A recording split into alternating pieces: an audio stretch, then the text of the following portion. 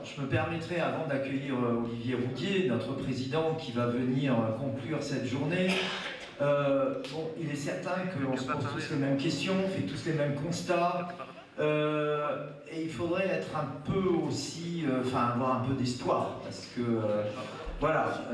Alors, je me permets un témoignage. Oui, je vous disais, donc tout ça, la spiritualité européenne, voilà, qu'elle soit païenne, catholique, etc.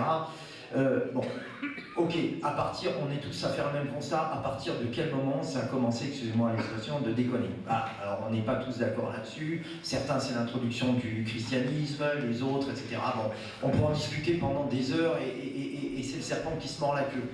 Moi je regarde une chose, bon, je suis dans un établissement catholique, mais qui n'a catholique que vernis, d'accord, ce contrat d'association avec l'État.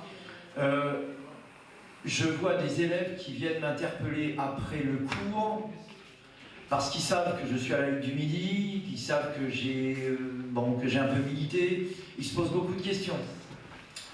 Deuxième, et donc ils m'interpellent. Voilà. Alors c'est une minorité, je vous le dis tout de suite, c'est une minorité. On a encore des gauchistes, etc. Deuxième point, cette année, on a relancé dans notre région le pèlerinage de Saint-Gilles. Je vous rappelle qu'au Moyen-Âge, Saint-Gilles était un des plus grands pèlerinages d'Europe. D'accord? Il y a des ecclésiastiques allemands qui sont venus à Saint-Gilles, qui ont fondé des ordres après. C'est tombé en désuétude. Cette année, ça a été relancé. Chartres, 23 000 jeunes. Je vais vous dire un truc, ça embête l'Église catholique. Ça embête l'Église catholique.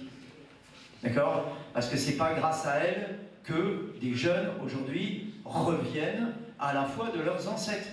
Ce retour, il est identitaire. Ça gêne tout le monde, y compris l'Église catholique, qui se dit, mais qu'est-ce que c'est que ce mouvement? Et je connais des jeunes, effectivement, qui, aujourd'hui, après avoir été trompés pendant des années, me disent, je suis un enfant de la République, ça ne mène à rien. Je reviens à la spiritualité de mes ancêtres. Des gens qui n'ont aucune culture catholique et qui reviennent vers le latin. Même moi, je ne pratique pas en latin. Ce sont des choses qui nous étonnent. Il faut savoir lire les signes de redémarrage de notre civilisation. Parce que si on est là à se dire, bon, bah, tout est fichu, etc., c'est pas la peine. Voilà. Prenez contact avec vos voisins, même s'ils ne pensent pas comme vous. Il faut refaire peuple. On parlait de la franc-maçonnerie, bon, on ne va pas non plus... Mais il y a des gens qui ont eu ce génie, c'est de nous atomiser, et pour garder le contrôle, eux, ils ont formé du réseau.